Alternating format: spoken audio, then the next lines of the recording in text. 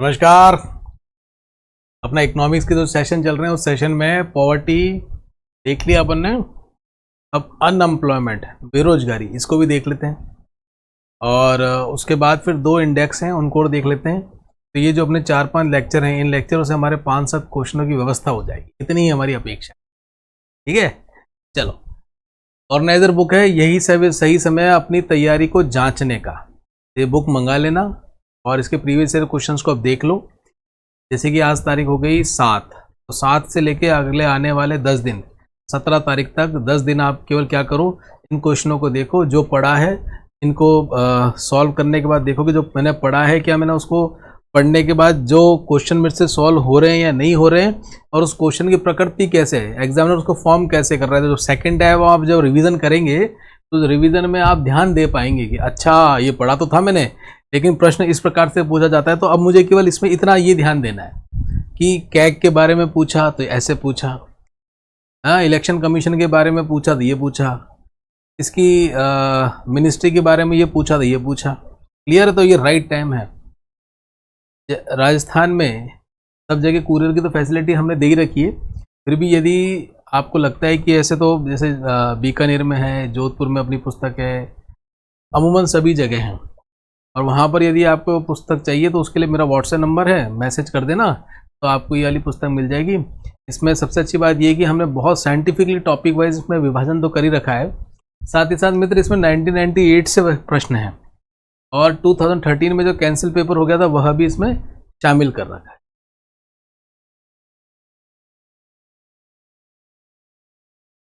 ये अपना WhatsApp number है।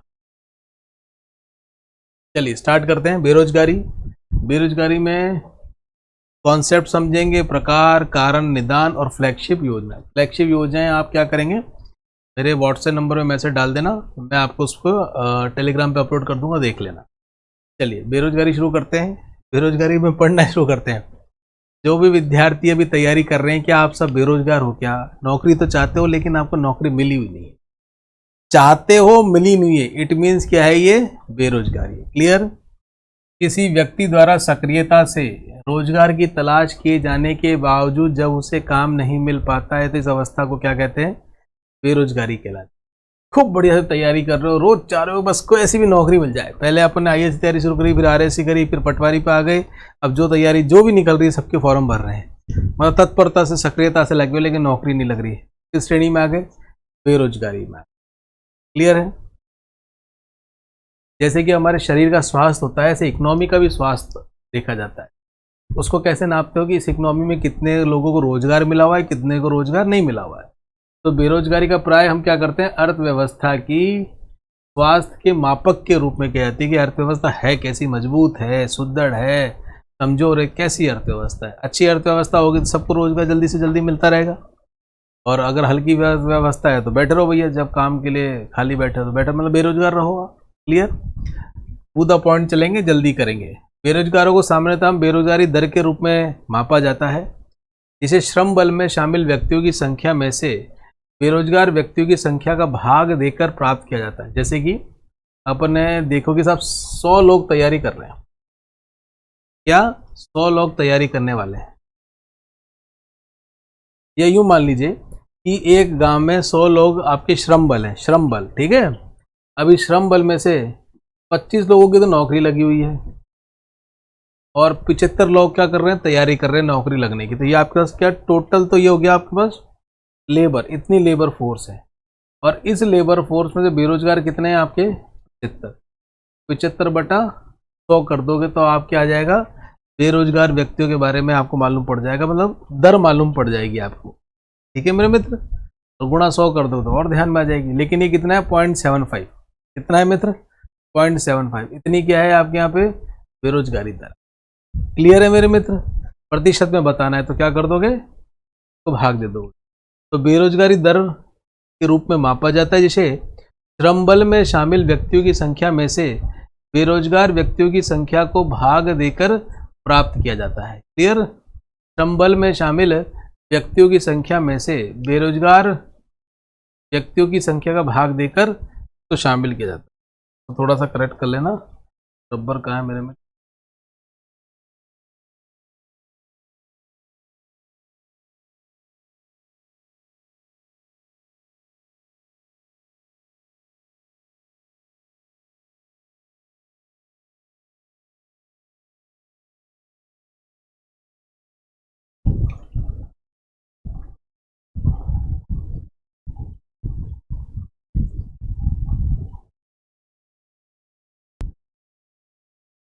ठीक है दोस्त, बेरोजगारी को सामान्यतः बेरोजगारी दर से मापते हैं, जिसे श्रम बल में शामिल व्यक्तियों की संख्या में से बेरोजगारी संख्या को भाग देकर प्राप्त किया जाता है। क्लियर है। एनएसओ कौन बनाता है? ये एनएसओ बनाता है, किसी व्यक्ति की निम्नलिखित स्थितियों पर रोजगार और बेरोजगारी को परिभाषित करता है। कौन करता है? ये एनएसओ करता है। और कौन कौन सी है भैया स्थितियां? वो पहली स्थिति कार्यरत यानी रोजगार हो, आर्थिक गतिविधि में संलग्न हो।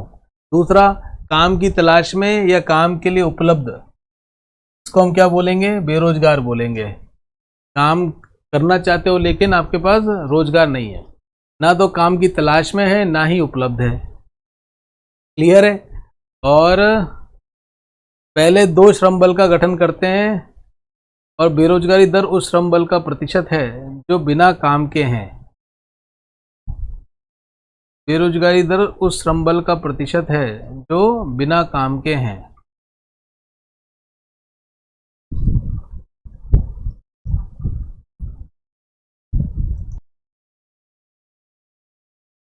पहले 2 श्रम बल का गठन करते हैं, मतलब क्या हो गया? ये वाला रोजगार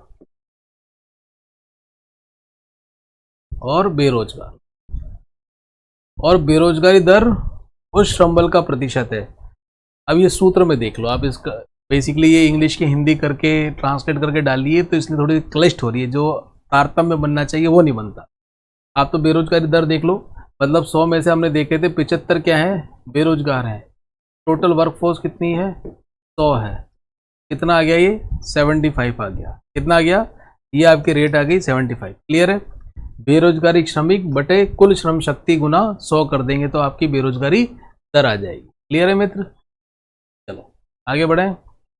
बेरोजगारी के प्रकार हैं, एक बार इनको देख लो आप। इनमें से भी कई बार सीधा क्वेश्चन पूछ लिया जाता है। प्रच्छन्न बेरोजगारी, क्या प्रच्छन्न कैसी स्थिति है? ऐसी बेरोजगारी की स्थिति है जैसे वास्तव में आवश्यकता से अधिक लोग रोजगार में लगे हुए हैं। जैसे सपोज करो, ये बड़ा क्लासिक एग्जांपल है खेती का। एक खेती में 2 जनों की ही आवश्यकता है जुताई में या काम करने के, तो यहाँ पर परिवार के 5-5, 6-6 जने लगे हुए हैं, 4 जने एक्स्ट्रा लगे हुए हैं जबरदस्ती। क्लियर। तो कैसी बेरोजगारी कहलाती है? ये प्रच्छन्न बेरोजगारी कहलाती है। भारत में इस प्रकार की बेरोजगारी कृषि और कहाँ देखी जाती है? असंगठित क्षेत्र में देखी जाती है कि भैया तू डिलीवरी करा, चलो ठीक है, मैं खाली बैठा हूँ घर में, किसी को काम के लिए बोल दिया तू करा। जबकि एक आदमी सारे काम कर सकता है, लेकिन सब जबरदस्ती व्यस्त हो रहे हैं। व्यस्त इसलिए हो रहे हैं कि और कोई काम करने को उनके पास है नहीं। मौसमी बेरोजगारी क्या है? बेरोजगारी का ऐसा प्रकार है जो कुछ निश्चित मौसमों के दौरान देखी जाती है। जैसे कि बरसात हुई, खेती जोत करनी है या फसल काटने के समय गाँवों में देखेंगे आपको कृषि कामगार करने वाले नहीं मिलते। क्यों? क्योंकि उस समय वो क्या है? व्यस्त हैं। और जब वो कट जाती है फसल तो घर में मतलब गांव में खूब खाली बैठ जाएंगे, आपको चौपाल में बैठे मिल जाएंगे। फिर कहेंगे साहब काम नहीं। मतलब कि मौसम के अनुसार, समय के अनुकूल काम जब होता है तो काम मिल जाता है, और उसके पश्चात मौसम जैसा रहता है जिसमें गांव की गतिविधि और अर्थव्यवस्था नहीं बढ़ती है तब वो खाली बैठे रहते हैं। क्लियर। भारत में खेतीहर मजदूरों के पास वर्ष भर काफी कम काम होता है। संरचनात्मक बेरोजगारी, यह बाजार में उपलब्ध नौकरियों और श्रमिकों के कौशल के बीच असंतुलन होने से उत्पन्न बेरोजगारी की एक श्रेणी है। संरचनात्मक, स्ट्रक्चरल अनएम्प्लॉयमेंट। जैसे सपोज करो कि अभी आप देख रहे हैं बहुत सारी नवीन तकनीक आ रही है कि कंप्यूटर आ रहे हैं, कंप्यूटर में बहुत जल्दी जल्दी चेंजेस हो रहे हैं। अब कोई इलेक्ट्रॉनिक का कोई मिस्त्री था पुराने तरीके से, जैसे कि आजकल तो आईसी वगैरह आपके प्रेस में भी आने लग गई, हर चीज़ों में मिक्सी में आने लग गई। पहले बड़ा मैकेनिकल हुआ करता था, ठीक कर दिया करता था, लेकिन अब वो इलेक्ट्रॉनिक रूप से इतनी एडवांस्ड हो गई कि उसके लिए वो उसको कौशल नहीं है कि वो ठीक कर सके। तो क्या हो जाएगा? बाजार में उपलब्ध नौकरियां तो हैं लेकिन उसमें वो कौशल नहीं है।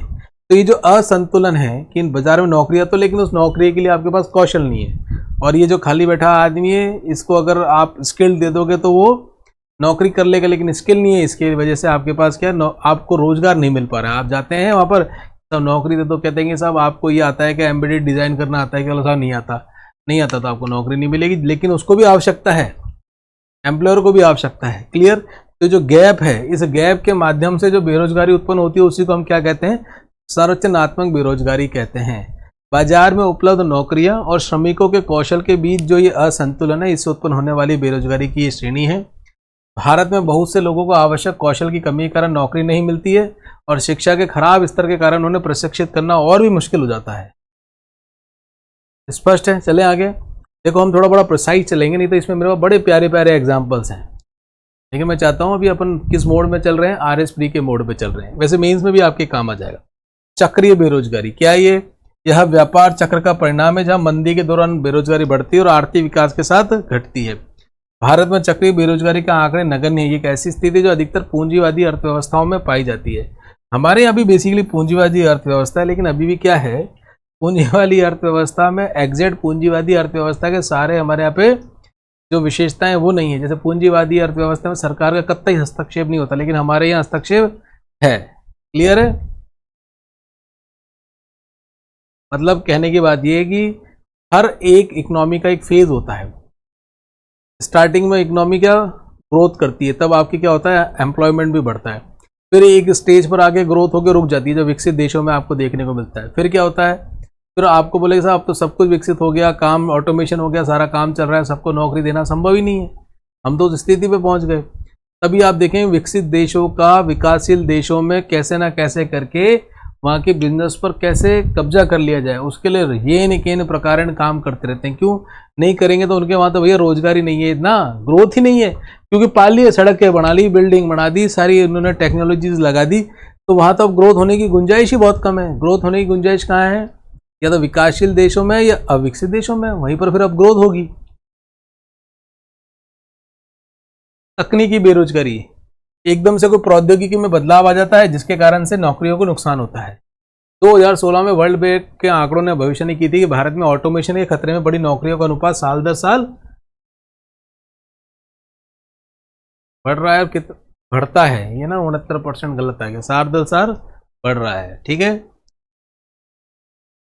घर्षण बेरोजगारी, ये क्या है, इस बेरोजगारी से आशय है कि जब कोई व्यक्ति नई नौकरी की तलाश कर रहा होता है और उस नौकरी के बीच में घर में जब खाली बैठा रहता है, और वह जो दौरान होता है जब घर में खाली बैठा है, तो वो इस प्रकार की बेरोजगारी क्या कहलाती है, घर्षण बेरोजगारी। जैसे आप टाटा में जॉब करते थे, आपने अपना कहीं रिज्यूमे वगैरह डाला दूसरी कंपनी में, महिंद्रा में डाल दिया आपने, यहाँ से छोड़े हुए अभी 2 से 3 महीने हो गए, अभी प्रोसेस चल ही रहा है, महिंद्रा में अभी आपने एप्लीकेशन डाल रखी है, नौकरी नहीं लग रही, मतलब एक नौकरी छोड़ के दूसरी नौकरी मैं नौकरी के लिए जहाँ आपने अप्लाई कर रहा है वहाँ पर आप एनरोल होने के समय में जो खाली बैठे हैं, कोई काम नहीं है, तो बीच का ये समय जो है, इस प्रकार के बेरोजगार हैं, उनको क्या बोलते हैं, फ्रिक्शनल अनएम्प्लॉयमेंट, घर्षण बेरोजगारी। क्लियर?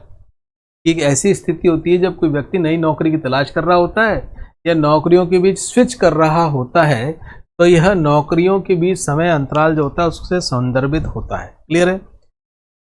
दूसरे शब्दों में, एक कर्मचारी को एक नई नौकरी खोजने या नई नौकरी में स्थानांतरण करने के लिए समय की आवश्यकता होती है, और यह अपरिहार्य समय की देरी ही घर्षण बेरोजगारी का कारण बनती है। सामान्यतः किस प्रकार की होती है ये, स्वैच्छिक बेरोजगारी के रूप में इसको जाना जाता है, क्योंकि नौकरी की कमी के कारण नहीं होती, बल्कि किस लिए होती है, वास्तव में आपको बेहतर विकल्प देख रहे हैं उसके कारण से होती है।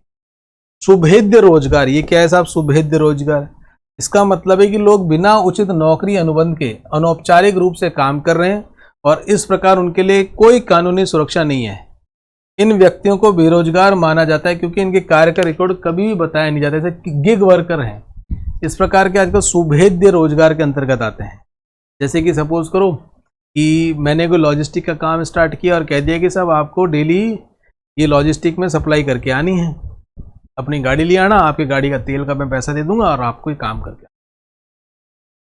कोई आपको मैंने अपने रजिस्टर मेंटेन नहीं, मतलब कोई आपको लीगल तौर से मैंने एनरोलमेंट पेपर नहीं दिया और ना आपको कहीं अकाउंट खुलवाया, कैश में पेमेंट करता हूँ, सब उचंती में चलता है। क्लियर है? तो ये इस प्रकार का रोजगार कैसा कहलाएगा, सुभेद्य रोजगार कहलाएगा। शब्द क्या लिया है, सुभेद्य रोजगार, बेरोजगार नहीं, सुभेद्य रोजगार शब्द काम में लिया है। बिना उचित नौकरी कॉन्ट्रैक्ट के अनौपचारिक रूप से काम करवाना। चलिए, भारत में बेरोजगारी के कारण कौन कौन से, सामाजिक कारण, जनसंख्या का तीव्र विकास, कृषि का प्रभुत्व, कुटीर और लघु उद्योगों का पतन और श्रम की गतिहीनता। सामाजिक कारण क्या है? सामाजिक कारण में जैसे जाति व्यवस्था है, विशेष जातियों के लिए अन्य जैसे कार्य निषेध है कईयों के लिए, गांवों में तो कई बार देखा जाता है। और बड़े व्यवसाय वाले क्या है, वो अपना एक ऐसा फोरम बना लेते हैं कि किसी और को अंदर घुसने ही नहीं देते हैं। और आजकल तो कई परिवार ऐसे होते हैं जिनका वो पुश्तैनी नहीं काम होता है, उसमें जल्दी से और किसी को आके टिकने भी नहीं देते हैं। क्लियर है? जनसंख्या का तीव्र विकास, जनसंख्या में निरंतर वृद्धि हो रही है। जॉब है 100 और अनुपात में बढ़ रहे हैं साहब 1000। क्लियर? सपोज करो नौकरी तो बढ़ रही है 100 के हिसाब से और जनसंख्या बढ़ रही है 1000 के हिसाब से, तो 900 लोग तो खाली बैठेंगे, नौकरी तो हम 100 को ही दे सकते हैं। मतलब जनसंख्या में तीव्र वृद्धि, जनसंख्या में तीव्र वृद्धि हो रही है। कृषि का प्रभुत्व, अभी भी आप देखेंगे कोई भी विकसित देश में आप देखेंगे ना, तो उसकी इकोनॉमी में कृषि का जो कंट्रीब्यूशन है वो बहुत कम रहता है। लेकिन हमारे राजस्थान में उल्टा है, हमारे यहाँ पे राजस्थान में कृषि का कंट्रीब्यूशन खूब ज़्यादा है। हालांकि भारत में कृषि अविकसित है, साथ ही मौसमी रोजगार भी प्रदान करती है। कुटीर और लघु उद्योगों का पतन, सबसे ज़्यादा कोई नौकरी देता है तो एमएसएमई देता है, लेकिन हमारे यहाँ पे कुटीर उद्योग को क्या कर दिया, पतन कर दिया। एग्जैक्टली नहीं कर दिया, बट ड्यू टू अपन को कारण बताने तो उनमें से ये भी एक वैलिड कारण है। श्रम की गतिहीनता क्या है? श्रम की गतिशीलता भारत में कैसी है? कम है। परिवार से बड़ा लगाव होता है, बाप चाहे रिटायर हो जाए पेंशन मिलती रहेगा, लेकिन बेटे को खिलाता रहेगा, कहीं बाहर भेज के काम नहीं करवाएगा। हाँ, तो कोई बात नहीं, यहीं रह ले, छोटा मोटा काम कर ले, घर की तो व्यवस्था कर ले, ढोर डांगड़ को पानी पिला दे, खेती वेती का जब टाइम हो तब संभाल ले, कहीं बाहर जाने की जरूरत नहीं है। ये क्या है? श्रम की गतिहीनता। बाहर भेजेंगे काम करे तो ऐसा करने नहीं देते हैं। कम गतिशीलता के लिए भाषा, धर्म और जलवायु जैसे कारक भी जिम्मेदार है। शिक्षा प्रणाली में दोष, हमारी शिक्षा प्रणाली कैसी है? ग्रेजुएशन कर लो और तुमसे हम कहें ग्रेजुएशन करने के बाद में कि इवन ग्रेजुएशन छोड़ो, बीटेक इलेक्ट्रॉनिक्स से इलेक्ट्रिक में बीटेक करने वाले बालकों से कहना कि भैया ये ट्यूबलाइट लगा दे, ये मिक्सी खराब हो गई ठीक कर दे, तो उन बाप कणिकों से वो भी ठीक नहीं होती। मतलब कि इलेक्ट्रॉनिक्स में, इलेक्ट्रिकल में आपने ग्रेजुएशन कर ली, बीटेक कर ली, लेकिन आप एक छोटी मोटी मशीनरी या छोटे मोटे कोई इक्विपमेंट खराब हो जाए तो वो भी ठीक नहीं कर सकते। आज ही मैं अखबार में पढ़ रहा था, अपने इन्फोसिस के जो चेयरमैन है वो कह रहे थे कि एक सबसे बड़ी समस्या हमारे साथ ये आ रही है कि हमें टेक्नोक्रेट मिल नहीं रहे, है ना। हमें केवल एम्प्लॉय ऐसे मिल रहे हैं जो रटी रटाई एजुकेशन लेके आते हैं और मशीन की तरह केवल काम कर रहे हैं, क्रिएटिविटी इनमें नाम की भी नहीं है। सब रिटर्न करके अच्छे अच्छे कॉलेजों में दाखिला ले लेते हैं। तो हमारी शिक्षा व्यवस्था में सुधार होना चाहिए, व्यवहारिक और अप्लाइड नॉलेज उनको आनी चाहिए। 3 बड़े बेहतरीन कॉन्सेप्ट हैं, इनको भी समझ लो। बिना इन कॉन्सेप्ट को समझे हुए अनएम्प्लॉयमेंट रेट निकालना या अनएम्प्लॉयमेंट से संबंधित आप जो भी ऐसा कोई आर्टिकल पढ़ेंगे ना, तो उसमें आपको थोड़ा सा डिलेमा रहेगा। तो कुछ बेसिक बातें बस उनको समझ लो। एक तो देखो भैया श्रम बल, एक कार्यबल और एक सहभागिता दर, ये तीनों को देख लेते हैं। बेरोजगारी दर जो आपने स्टार्टिंग में अभी फॉर्मूला देखा था वही है, लेकिन थोड़ा सा उसको और क्लैरिफिकेशन कर लेते हैं। देखो मित्र, श्रम बल क्या होता है? Centre for monitoring Indian economy क्या कहता है श्रम बल के बारे में? पहली बात, वह व्यक्ति जो 15 वर्ष या उससे अधिक उम्र के लोग हैं, 15 वर्ष से नीचे वालों को हम श्रम बल की गिनती में नहीं मानते। स्पष्ट है। इनकी भी 2 श्रेणी है वर्कफोर्स की, एक तो जो ऑलरेडी कहीं एम्प्लॉयमेंट है, मतलब जहाँ पर काम कर रहे हैं, एक जो बेरोजगार हैं। बेरोजगार भी कौन? जो इच्छुक हैं और जो सक्रिय रूप से नौकरी की तलाश में, जैसे कोचिंग वोचिंग आप सब कर रहे हो, किस लिए कर रहे हो? नौकरी के लिए। कोई देगा तो आप तुरंत करेंगे, उन लोगों के लिए नहीं जिनसे पूछा था आप काम करोगे, नहीं करेंगे हम तो मस्त बैठे हैं, वो लोग इसमें नहीं जुड़ते हैं श्रम बल में। ध्यान रखना, श्रम बल में मैंने इससे पहले जो आपको बताया था, श्रम बल मतलब क्या हो गया?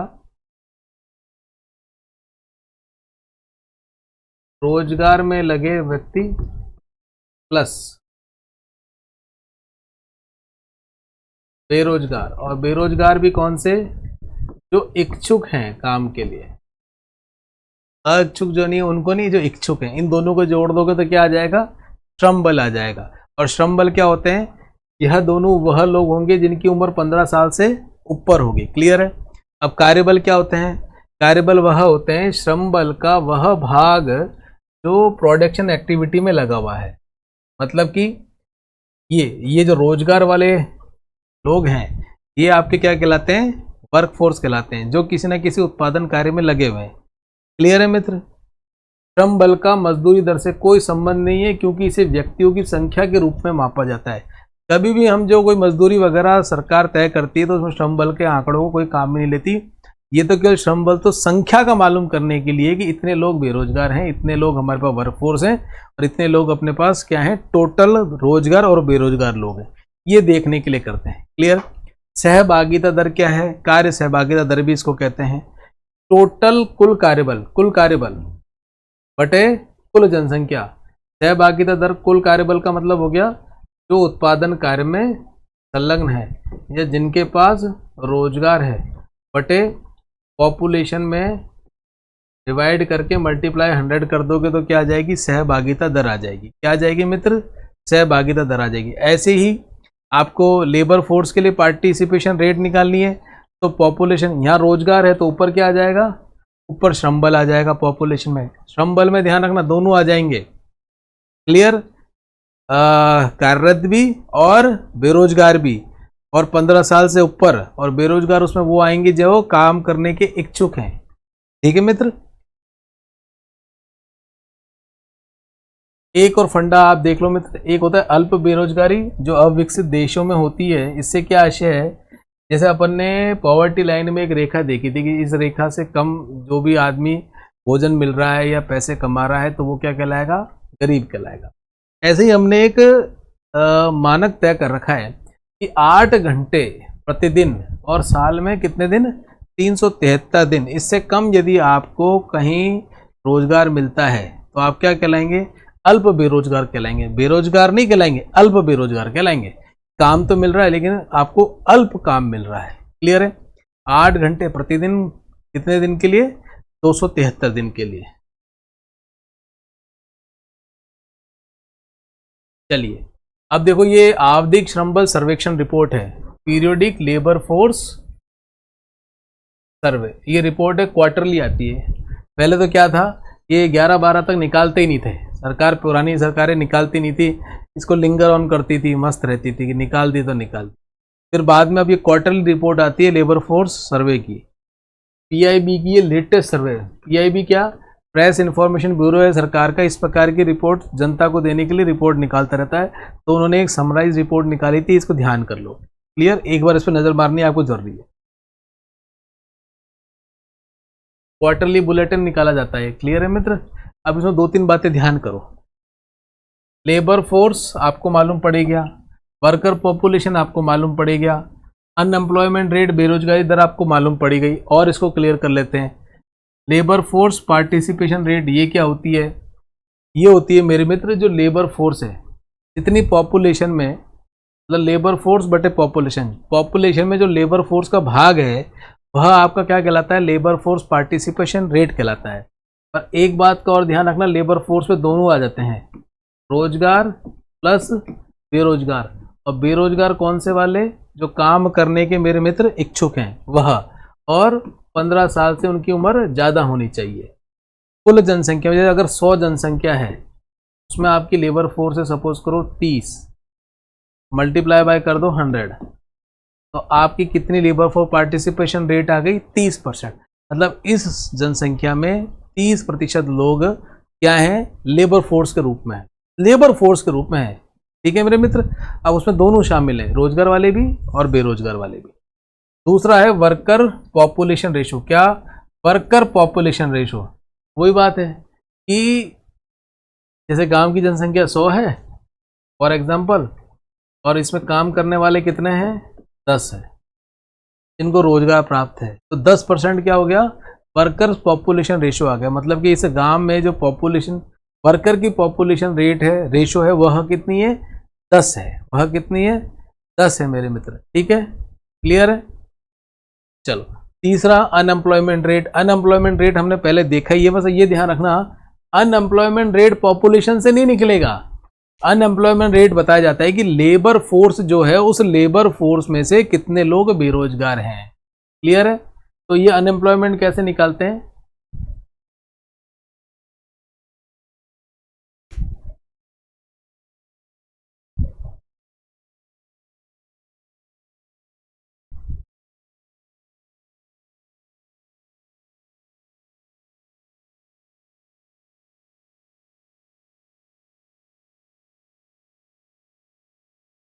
अनएम्प्लॉयमेंट कैसे निकालेंगे भैया रेट? पहले हमने देख भी लिया था कि कितने लोग अनएम्प्लॉयमेंट हैं, अनएम्प्लॉयड हैं, जो बेरोजगार हैं, बटे लेबर फोर्स, बटा लेबर फोर्स। लेबर फोर्स ध्यान में आ गया ना क्या होता है? रोजगार बेरोजगार दोनों व्यक्ति जिसमें शामिल है। बेरोजगार वन जो काम करने के इच्छुक है।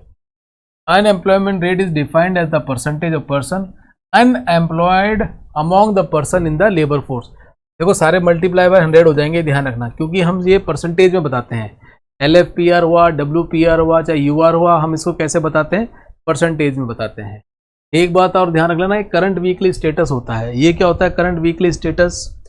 The activity status determine on the basis of reference period of last 7 days preceding the date of survey is known as the current weekly survey status. Basically क्या होता है, जब भी 1 तारीख को आप स्टेटस, 7 तारीख को आपने स्टेटस चालू किया तो उससे पहले का 7 दिन का डेटा उठाया जाता है। ठीक है, तो ये आपका क्या कहलाता है? करंट वीकली स्टेटस कहलाता है। अब एक छोटा सा जो डेटा है उसको देख लो। ये जो क्वार्टरली इस बार का डेटा आया है, कब का? जनवरी से मार्च का। ये क्या कहता है कि जो LFPR है वो कितना है मित्र? 48.5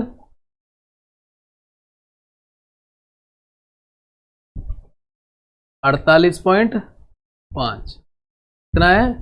48.5। इट मीन्स क्या होता है 48.5 से? क्या तात्पर्य है कि साहब हमारे यहाँ पर जो लेबर फोर्स का पार्टिसिपेशन रेशियो है वो कितना है? 48.5। मतलब कि हमारे पॉपुलेशन में 48% लोग क्या है? लेबर फोर्स में हैं। अब उसमें कितने रोजगार में लगे हुए हैं, कितने अनएम्प्लॉयमेंट लगे हैं, वो अलग बात है, लेकिन काम करने लायक हमारे पास फोर्स कितनी है? 48.5 है। और इसीलिए देखो मोदी जी कई बार कहते भी कि हमारा देश क्या है? यूथ में डिविडेंड है हमारे पास, मतलब हमारे पास लाभांश है। और जगह तो बूढ़े हो गए हैं, हमारे पास का लेबर फोर्स खूब सारी रखी हुई है, इसीलिए सारी दुनिया की निगाह भारत पे ही है। कितनी? लेबर फोर्स पार्टिसिपेशन रेट कितनी है? 48.5। अगर आप मेल में देखोगे तो मेल में कितनी है?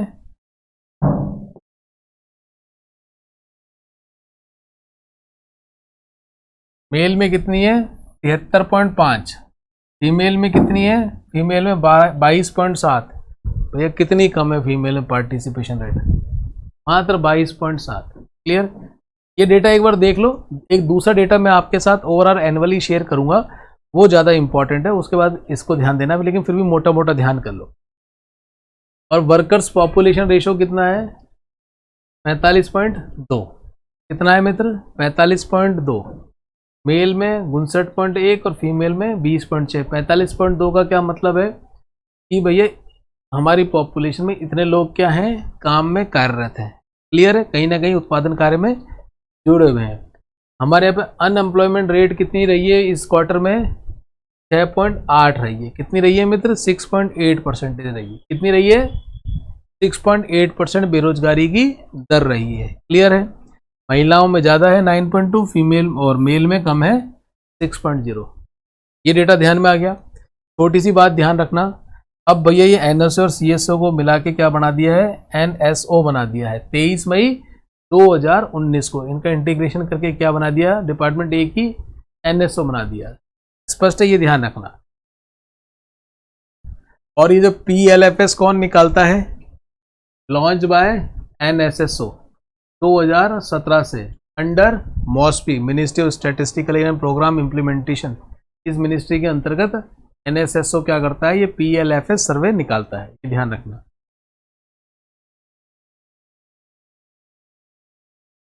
आगे बढ़े, चलो। अब ये जो डेटा है इसके बारे में मैं आपसे कह रहा था कि एक बार भैया इस डेटा को देख लो।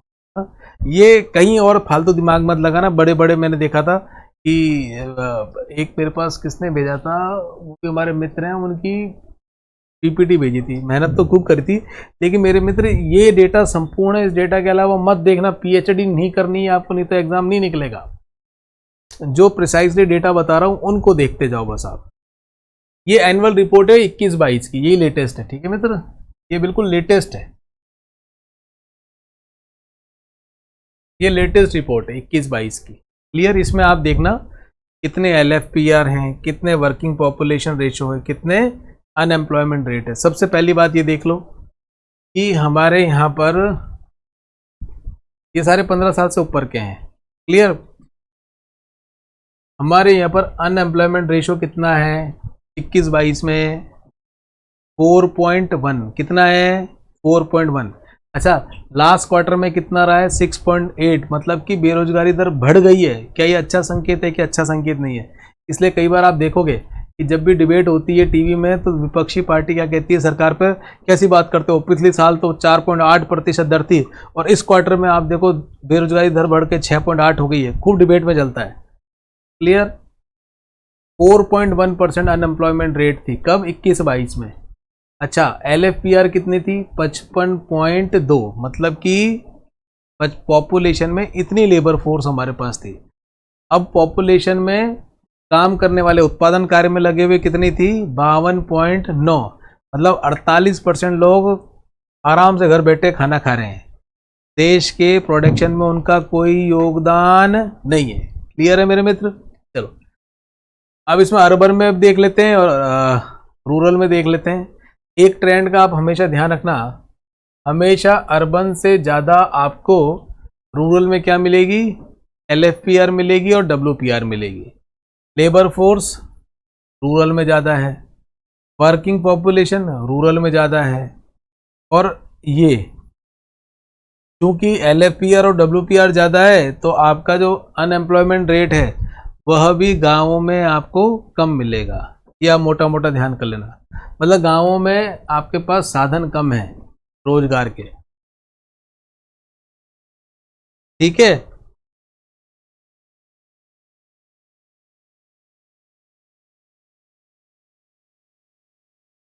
मतलब अच्छी पोजीशन है 3.2। ठीक है ना, ये ध्यान रखना।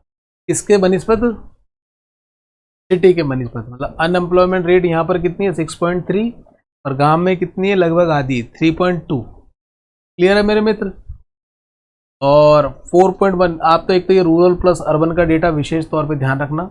LFPR कितनी है अपनी 55.2 21-22 की, और ये है 52.9 WPR। अनएम्प्लॉयमेंट रेट 4.1, वो पूछेगा तो अनएम्प्लॉयमेंट रेट जहाँ तक ये पूछेगा 4.1 कितनी है 4.1।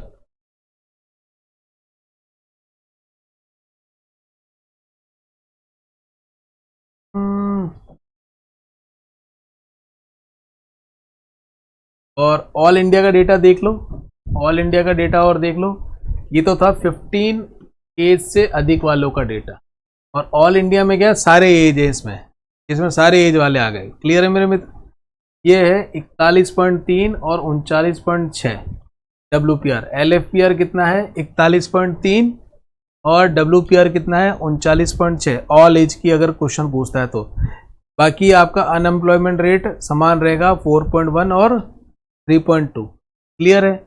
ये देखो 20, 21 और 19, 20 का भी डेटा इसमें मैंने लगा दिया है। PhD करनी हो, ज़्यादा मन में हो तो देख लेना, खाली बैठे हो तो देख लेना। चलो अब जो स्टेटस रिपोर्ट है उसको देख लो आप तो, बस उसके अलावा और कुछ देखने की जरूरत है नहीं। ये जो मैंने लगाया है इसको पढ़ लो बस आप तो।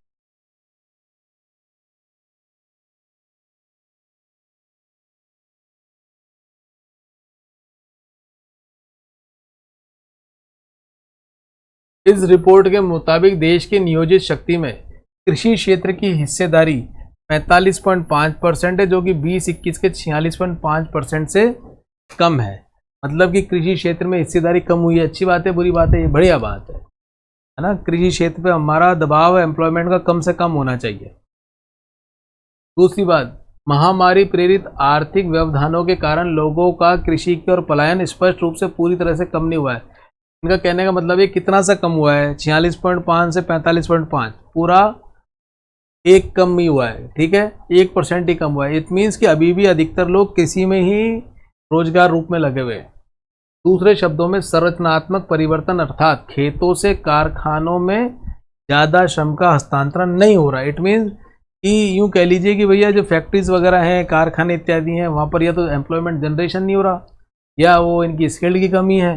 कुल मिला के बात मोटी मोटी ये है कि आज भी कम तो हुआ है हमारा कृषि पर, कृषि क्षेत्र की हिस्सेदारी, लेकिन वो इतनी कम भी नहीं हुई।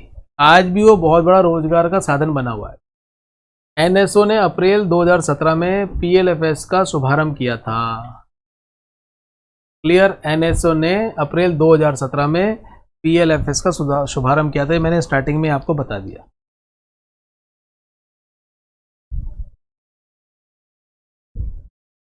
चलिए अब बेरोजगारी दर राजस्थान की भी देख लें, राजस्थान की भी देख लें। राजस्थान की बेरोजगारी दर कितनी है? 4.7 है। कितनी है? 4.7 है। कितने मित्र? 4.7 है। एक मिनट, 100 तो ये अगर 20 है और ये अगर 20% और ये हो गया, इट मीन्स हो गया कि बेरोजगारी दर बढ़ रही है। हाँ, अगर बेरोजगारी दर बढ़ती है तो इट मीन्स क्या हो गया मेरे मित्र? बेरोजगारी दर बढ़ रही है, इट मीन्स कि बेरोजगार ज़्यादा हो रहे हैं। क्लियर, यही बात है ना? तो इसीलिए बोल रहे हैं कि इस बार जो बेरोजगारी दर आई है करंट की कितनी है? ये 6.8% आई है, मतलब बेरोजगारी दर बढ़ गई। तो कम रहेगी तो अच्छी होगी। क्लियर है? हमारे यहाँ पर कितनी है? 4.7 है। और ओवरऑल अपन अगर देश की देखें तो कितनी है मित्र? 4.1 है। 4.1 है। तो हमारे राजस्थान में स्थिति अगर नेशनल एवरेज के हिसाब से देखें तो ठीक नहीं है। क्लियर। महिलाओं में कितनी है? पुरुषों में 5.8 दर है बेरोजगारी की, और फीमेल में 2.5 है। फीमेल में 2.5 है। क्लियर है? चलें आगे। और ये रूरल अर्बन को भी देख लेना। रूरल में 2.9% है और अर्बन में 10.8%। अर्बन में 10.8% है, मतलब कि शहरों में ज़्यादा बैठ के अपन खा रहे हैं। हाँ, 10.8%। बाकी ये बाइफिकेशन आप करके देखना चाहो तो देख लेना, नहीं तो कोई ज़रूरत है नहीं। ठीक है, चलो।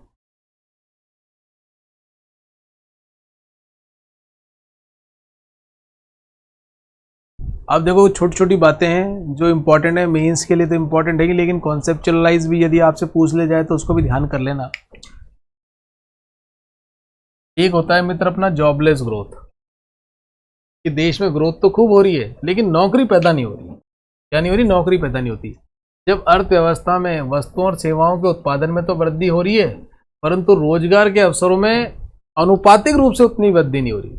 सपोज करो आपकी इकोनॉमी की ग्रोथ तो 6% हो रही है, लेकिन रोजगार की ग्रोथ 5% ही हो रही है, जबकि होनी कितनी चाहिए थी? या तो ये भी 6% होती, या 6% से ज़्यादा आपकी ग्रोथ होनी चाहिए थी। किसकी? रोजगार की। क्लियर है? इसको हम क्या कहते हैं? ऐसी वृद्धि को नौकरी विहीन समवृद्धि कहते हैं।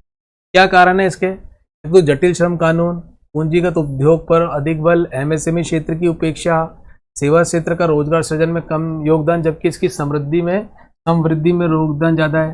सर्विस सेक्टर का आप जानते ही हैं, एक आदमी बैठा है 1 लाख रुपए ले रहा है कंप्यूटर से, लेकिन 10 लाख का काम करके दे रहा है। लेकिन एक रिक्शा चलाने वाला है, वो तो 100 रिक्शे चलाने मिलके वाले भी 10 लाख रुपए तक की इनकम नहीं जनरेट कर सकते। तो सेवा क्षेत्र में क्या, रोजगार तो कम लोगों को जाता है लेकिन इकोनॉमी को कंट्रीब्यूशन वो ज़्यादा करते हैं, जबकि होना भी ऐसा ही चाहिए कि रोजगार भी अधिक से अधिक लोगों को मिले भारत जैसे देशों में। प्राथमिक क्षेत्र का निम्न मूल्यवर्धन, रोजगार उन्मुख समृद्धि के क्या उपाय कर सकते हैं? आपको लेबर इनका उल्टा कर दो, जटिल श्रम कानून है तो भैया श्रम सुधार कर दो। पूंजीगत उद्योग पर अधिक बल है, एमएससी क्षेत्र को प्रोत्साहन दे दो। श्रम गहन उद्योगों की स्थापना पर विशेष बल दो, मतलब जहां पर अधिक से अधिक लेबर की जरूरत पड़े। कृषि क्षेत्र और उससे संबंधित उद्योगों को प्रोत्साहन दो। खाद्य प्रसंस्करण क्षेत्र में अधिक मूल्यवर्धन करो, वैल्यू एडिशन करो, मतलब कि अगर भुट्टे आ रहे हैं तो भुट्टे के बीज से आप 3, 4, 5 तरह के नए नए प्रोडक्ट बनाओ। घरेलू उद्योग को अधिक से अधिक पूंजी उपलब्ध कराओ, जिससे क्या कर सके, वो अपना काम फैला सके और रोजगार दे सके। एक ट्रिकल डाउन थ्योरी होती है मेरे मित्र। ये क्या होती है? ट्रिकल डाउन थ्योरी ये कहती है कि जब भी समृद्धि होती है ना मेरे मित्र, तो इनिशियली तो क्या होता है कि गरीब आदमी को उसका फायदा नहीं होता, लेकिन जैसे जैसे वो समृद्धि का समय बढ़ता है तो उसका फायदा नीचे ट्रिकल होता होता अंतिम व्यक्ति तक भी उसका लाभ पहुंचता है। क्लियर है? इस सिद्धांत की मान्यता है कि आर्थिक समृद्धि है, आर्थिक समृद्धि का लाभ स्वतः ही प्रत्येक व्यक्ति तक पहुंच जाता है। अर्थात इसके अनुसार आर्थिक समृद्धि का लाभ प्राकृतिक कारकों के द्वारा वितरित होता है।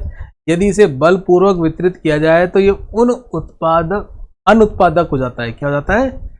ये ऑटोमेटिक अपने पास नीचे तक पहुंच जाता है। जैसे कई बार आपने रोड बनाई, तो रोड से वो ठेकेदार और वहाँ के लोगों को तो पैसा मिल गया, लेकिन धीरे धीरे क्या होगा, उस रोड का फ़ायदा और उस लोगों का जहाँ पर लोगों की इनकम जनरेशन बढ़ी है, धीरे धीरे धीरे धीरे धीरे नीचे तक लोगों तक भी उसका लाभ पहुँचना शुरू हो जाएगा। क्लियर है? इसीलिए कहते हैं कि भैया शीर्ष स्तर पर क्या करो, निवेश को प्रोत्साहन दो।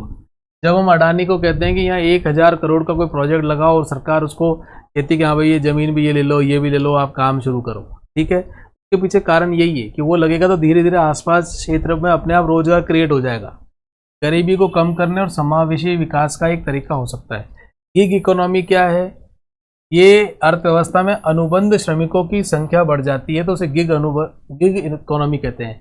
क्या है कि आपका मेरा बस कॉन्ट्रैक्ट है, कोई लीगली मैं बाइंडिंग नहीं हूँ कि आपको नौकरी पर रखूँ ही रखूँ, कभी भी निकाल सकता हूँ, ना इनके कोई विशेष लॉज हैं गिग इकोनॉमी में।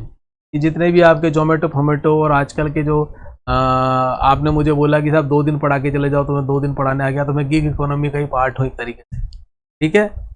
क्लियर?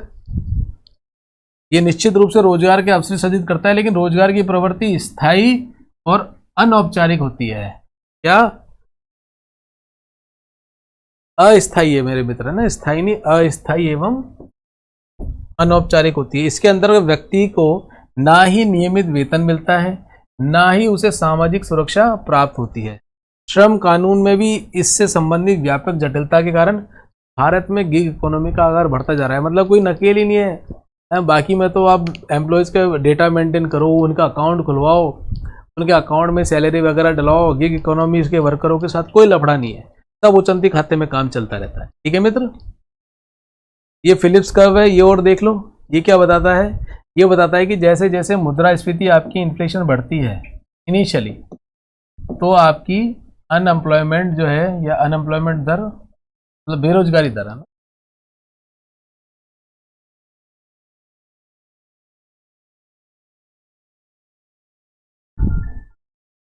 बेरोजगारी दर आपकी मतलब बेरोजगारी कम होती जाती है, दर नहीं, बेरोजगारी कम होती जाती है संख्या में। ठीक है ना,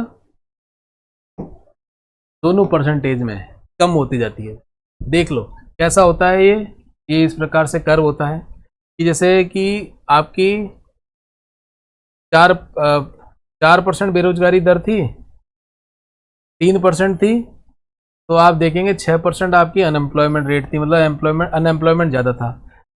आपकी इन्फ्लेशन रेट 4 हुई तो आपकी बेरोजगारी दर कम हो गई, 5 हुई तो और बेरोजगारी दर कम हो गई।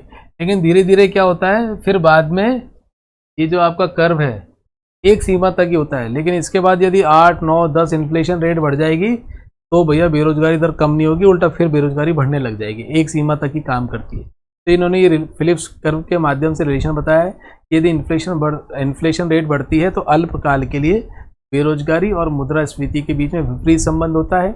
मतलब कि मुद्रास्फीति अगर अल्पकाल के लिए बढ़ती है तो बेरोजगारी कम होती है, ये कहना चाहता है। क्लियर है मेरे मित्र? अल्पकाल का विशेष रूप से ध्यान रखना, और इसकी एक सीमा होती है। ठीक है, सीमा होती है। चलिए मित्र, ये इंपॉर्टेंट चैप्टर अपना क्लियर हो गया, ये ध्यान रखना। राजस्थान में बेरोजगारी दर कितनी है? 4.7 है। रूरल में 2.9 है, मतलब रूरल में काम करने ज़्यादा है, शहर में खाली बैठ के खाने वाले ज़्यादा हैं। 10.8% शहर की है। और यदि मैं बात करता हूँ ऑल इंडिया की, अगर मैं पूरे भारतवर्ष की बात करता हूँ मित्र,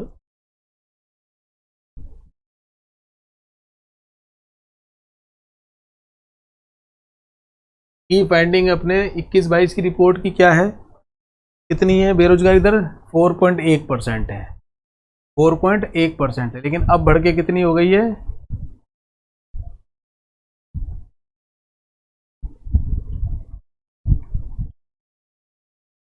हाँ, पिछले साल कितनी थी वो रिपोर्ट? पहले वाली, ये वाली, हाँ, 6.8।